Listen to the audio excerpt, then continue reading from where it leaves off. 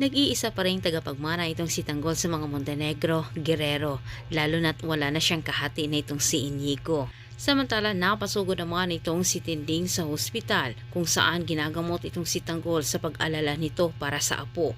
Ngunit napang-abot naman sila ni Marites at nagkasagutan din dahil hindi umano nakinig itong si Marites sa kanyang sinasabi na iwas si Tanggol sa pamilyang Guerrero. Bagay naman na sobrang nagtataka itong si Marites kahit diretsahan din niyang tinanong ang kanyang ina.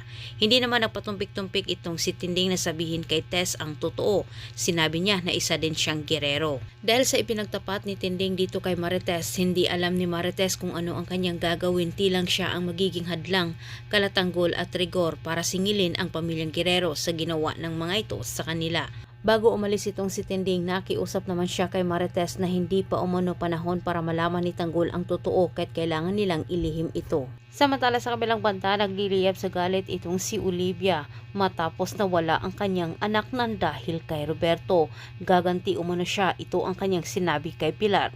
Anya ni Olivia, anak umano niya ang ginawa ni Roberto kahit anak umano ni Roberto ang kabayaran. Sa kabilang dako, wala na sa tamang pag-iisip itong si Santino kung kailan tapos na ang kanilang ginawa at marami nang napahamak, tsaka pa niya napagtanto na hindi nga si Tanggol ang dumido sa kanyang kapatid at sinusulsulan lamang siya ni Lucio. Nakipagsalpukan itong si Santino kay Edwin sa harap ni Lucio. Diretsang sinabi ni Santino kay Lucio na ito lamang umano ang gustong maghiganti kay Tanggol at lawa.